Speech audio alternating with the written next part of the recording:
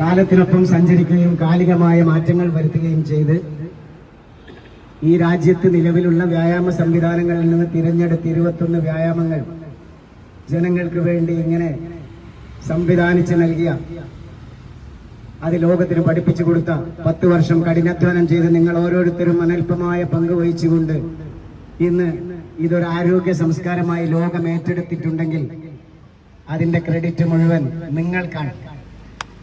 സാധാരണ നമ്മൾ ഹോട്ടലിൽ പോയി ഭക്ഷണം കഴിക്കുമ്പോൾ ഹോട്ടൽ എത്ര പ്രൗഢമായി സെറ്റ് ചെയ്താലും ആ ഭംഗി കണ്ട് എല്ലാവരും ഒന്ന് കയറി വരും, അല്ലെ?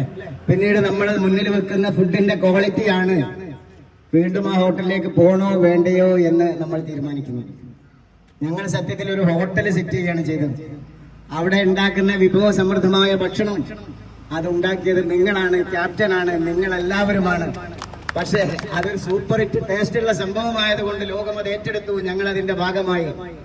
നമുക്കറിയാം, ശൈശവത്തിൽ നിന്ന് ബാല്യത്തിലേക്കും, ബാല്യത്തിൽ നിന്ന് കൗമാരത്തിലേക്കും, കൗമാരത്തിൽ നിന്ന് യൗവനത്തിലേക്കും, പിന്നീട് മധ്യവയസ്സിലേക്കും, അവിടുന്ന് വാർദ്ധക്യത്തിലേക്കും ഒക്കെ പോയിട്ട് അത് നമ്മുടെ വിധിയായി കരുതി മരണത്തെ കാത്തിരിക്കുന്ന ഒരു സമൂഹത്തിന് പുതിയ പ്രതീക്ഷയായി, മൃതസഞ്ജീവനിയായി ഇനിയും നമുക്കൊരു ബാല്യം ബാക്കിയുണ്ട് എന്ന് തെളിയിച്ച്. കാരണം ബാല്യത്തിൽ ചെയ്യുന്ന അതേ കളികളും ചിരികളും തമാശകളും യാത്രകളും സൗഹാർദ്ദങ്ങളുമാണ് നമ്മളിപ്പോൾ കാത്തു സൂക്ഷിക്കുന്നതും നടത്തുന്നതും എന്ന് ഇവിടുത്തെ ഓരോ അനുഭവങ്ങളും നമുക്ക് വെളിവാക്കുന്നുണ്ട്.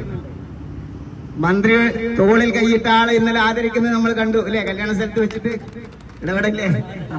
പിന്നെ ഇടയ്ക്കിടയ്ക്ക് ഇങ്ങനെ നടക്കുന്നുണ്ട്. അപ്പൊ എന്താന്ന് ഇദ്ദേഹം ഒരു മസിൽ പിടിച്ച് നടക്കണം. പേപ്പറിൽ വല്ല പുതിയ ആർട്ടിക്കിളും വന്നോന്ന് ചോദിച്ചപ്പോ അതല്ല സംഭവം. മന്ത്രി തോളിൽ താളിയിട്ട് ഇങ്ങനെ പിടിച്ചു പോയത്. മന്ത്രിക്ക് താങ്ങാകാൻ അദ്ദേഹത്തിന് അതൊക്കെ നമ്മളൊരു തമാശയായിട്ട് പറയാൻ ആ കുട്ടികളെ മനസ്സല്ലേ. അവിടേക്ക് നമ്മൾ എത്തിച്ച പ്രിയപ്പെട്ട ക്യാപ്റ്റൻ, ലോകത്തെ 8ാമത്തെ മഹാത്ഭുതം എന്നൊന്നുണ്ടെങ്കിൽ അത് നിങ്ങൾ ഈ സൃഷ്ടിച്ച മെക്സവൻ ആയിരിക്കുമെന്ന് അർത്ഥസംഖ്യയില്ലാതെ നമുക്ക് പറയാൻ സാധിക്കും.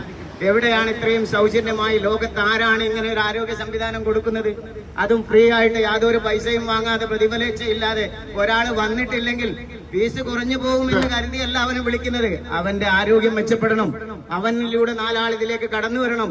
അസുഖബാധിതരായ ആളുകളെ നമ്മൾ ക്ഷണിക്കുന്നത് എന്തിനാ? അവരുടെ വന്ന് അവരൊന്ന് ഫിറ്റായാൽ അതിനെ കാണിച്ചു കൊടുത്ത്. ഇപ്പൊ ഖാദർ സാഹിബൊക്കെ ഫുള്ള് ഫിറ്റായില്ലേ? അപ്പൊ ഖാദർ സാഹിബിനെ കാണിച്ച് അത് കണ്ടിട്ട് 4 ആൾ കടന്നു വരും.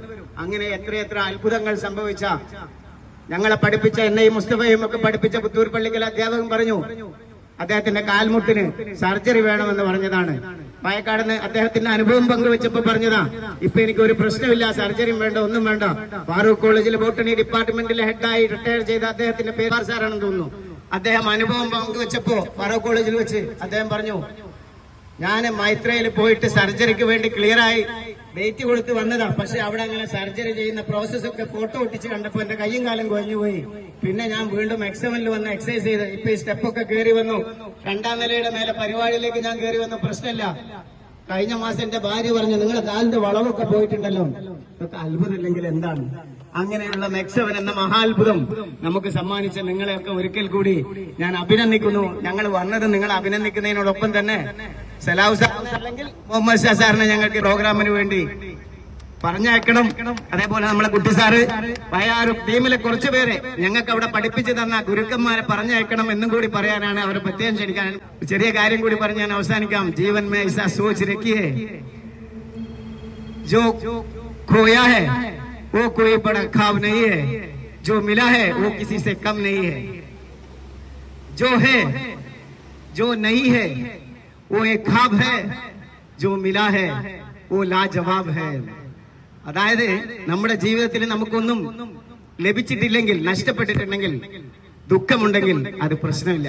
എന്തെങ്കിലും കിട്ടിയിട്ടുണ്ടെങ്കിൽ, നമ്മൾ ജീവിതത്തിൽ എന്തെങ്കിലും നേടിയിട്ടുണ്ടെങ്കിൽ അതൊന്നിലും കുറവുള്ളതല്ല.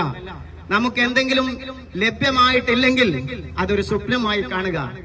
എന്താണോ നമുക്ക് കിട്ടിയിട്ടുള്ളത് അത് അമൂല്യമാണ് എന്ന് കരുതുക. കാരണം പലപ്പോഴും ജീവിതത്തിൽ നമുക്ക് സംഭവിക്കുന്നത് അങ്ങനെയാണ്. നമ്മളെ ചിന്തകളാണ് നമ്മളെ മാറ്റിമറിക്കുന്നത്. വലിയൊരു ബിസിനസ്സുകാരൻ ഇന്നത്തെ പോലെ ഡെയിലി കമ്മ്യൂണിക്കേറ്റ് ചെയ്യുന്ന മാർഗമൊന്നുമില്ലാത്ത കാലത്ത് വിദേശയാത്ര നടത്തിയപ്പോ കുറേ ദിവസം കഴിഞ്ഞ് വീട്ടിലേക്ക് തിരിച്ചു വന്ന് എയർപോർട്ടിൽ ടാക്സിയിൽ വന്ന് ഇറങ്ങിയ സമയത്ത് അദ്ദേഹം കാണുന്നത് അദ്ദേഹത്തിന്റെ വീട് കത്തുന്നതാണ്. വീട്ടുകാരൊക്കെ പുറത്തേക്ക് ഓടി വന്നിട്ടുണ്ട്, നാട്ടുകാരൊക്കെ കൂടിയിട്ടുണ്ട്. അദ്ദേഹം ഇത് കണ്ടു പൊട്ടിക്കരഞ്ഞു. അദ്ദേഹം പൊട്ടിക്കരഞ്ഞപ്പോ മൂത്തമാനും അടുത്ത് വന്നിട്ട് പറഞ്ഞു, ഒരുപാട് അസുഖമുള്ള ആളാണ്, ബേജാറാക്കണ്ടെന്ന് കരുതിയിട്ട് പറഞ്ഞു, നിങ്ങൾ വിദേശയാത്രയായ സമയത്ത് ഈ വീടിന് വലിയ വില പറഞ്ഞു. മാർക്കറ്റ് വിലയുടെ 2-3 ഇരട്ടി കുട്ടിസാഹിബിനെ പോലുള്ള ആളുകൾ അവിടെ ഉണ്ടായിരുന്നു. അങ്ങനെ ഇവര് വിറ്റു. ഞാൻ വിറ്റിട്ടുണ്ട്, നമുക്ക് പൈസ കിട്ടിയിട്ടുണ്ട്, നിങ്ങൾ പേടിക്കണ്ട. അപ്പൊ അദ്ദേഹത്തിന് വളരെ സന്തോഷമായി. നാട്ടുകാരൊക്കെ ഒരു തമാശ കാണുന്നത് പോലെ എങ്ങനെയാണോ വീട് കത്തുന്നത് കാണുന്നത്, അതേപോലെ അദ്ദേഹവും നിന്നിട്ട് ഇങ്ങനെ കാണാൻ തുടങ്ങി. കുറച്ചു കഴിഞ്ഞപ്പോ ചെറിയ മകൻ ഓടി വന്നു, 10 വയസ്സായ മകനാ. ഓടി വന്നിട്ട് പറഞ്ഞു, അച്ഛാ നിങ്ങൾ വന്നു, നമ്മുടെ വീട് കണ്ടില്ലേ, കത്തി നശിച്ചുപോയി. മോനെ നീ ബേജാറാവണ്ട, നമ്മളത് വിറ്റതല്ലേ, നമുക്ക് ലാഭമൊക്കെ കിട്ടിയതല്ലേ, പുതിയ വീട് വെക്കാം, പ്രശ്നമാക്കണ്ട. അതിനച്ഛാ അവർ കാശൊന്നും തന്നിട്ടില്ലല്ലോ, എഗ്രിമെന്റ് എഴുതിയിട്ടല്ലേ ഉള്ളൂ, രജിസ്ട്രേഷൻ നടന്നിട്ടില്ലല്ലോ. ഇദ്ദേഹം വീണ്ടും പൊട്ടിക്കരയാൻ തുടങ്ങിയത്. അപ്പൊ മനുഷ്യന്റെ അവസ്ഥകൾ നോക്കി നിങ്ങൾ അത് നഷ്ടപ്പെട്ടിട്ടില്ല എന്ന് തോന്നുമ്പോ വീണ്ടും സന്തോഷവും നോർമലൊക്കെ ആയി നിൽക്കുന്ന ആള് തന്നെയാണ് വീണ്ടും അത് നഷ്ടപ്പെട്ടു എന്ന് തോന്നുമ്പോൾ വീണ്ടും കരയുന്നത്. അപ്പൊ ഇതൊക്കെ ഒരു മാനസികമായ അവസ്ഥയാണ്, നമ്മുടെ ഒക്കെ അവസ്ഥയാണ്. അപ്പോ ഏതൊരു പ്രതിസന്ധിയെയും നമ്മൾ എങ്ങനെ നേരിടുന്നു, അതിനെ നേരിടാൻ എങ്ങനെ തയ്യാറെടുക്കുന്നു എന്നത് നമ്മുടെ മനസ്സിനെ ആശ്രയിച്ചിരിക്കും. മനസ്സിനും സന്തോഷം നൽകുന്ന യുവത്വത്തിലേക്ക് നമ്മുടെ മനസ്സിനെ ആദ്യവും പിന്നെ ശരീരത്തെയും നടത്തുന്ന ഈ അത്ഭുതത്തോടൊപ്പം സലാഹു മാജിക്കിനോടൊപ്പം ഇന്നേ ദിവസം ഇവിടെ വരാൻ സാധിച്ചതിലും നിങ്ങളുമായി ഒരല്പസമയം സംവദിക്കാൻ സാധിച്ചതിലും ഏറെ സന്തോഷമുണ്ട്, അഭിമാനമുണ്ട്. അതോടൊപ്പം തന്നെ ഇന്ന് ക്യാപ്റ്റന് മുമ്പിൽ, വൈസ് ക്യാപ്റ്റന് മുമ്പിൽ, ഗുരുക്കന്മാർക്ക് മുമ്പിൽ ഈ വ്യായാമത്തിന് നേതൃത്വം നൽകാൻ സാധിച്ചു എന്നതിലും അഭിമാനമുണ്ട്. അതിനൊക്കെയുള്ള നന്ദി നിങ്ങളെ അറിയിക്കുന്നു. നിങ്ങളെ എല്ലാവരെയും ആഗസ്റ്റ് 15 പ്രോഗ്രാമിന് മുഹമ്മദ് ഷാ സാറിനോടൊപ്പം അങ്ങോട്ട് സ്വാഗതം ചെയ്യുന്നു. എന്നെ ശ്രവിച്ച നിങ്ങൾക്ക് നന്ദി. നല്ലൊരു ദിവസം നേരുന്നു. ജയ് ഹിന്ദ്, ജയ് മെക്സൽ.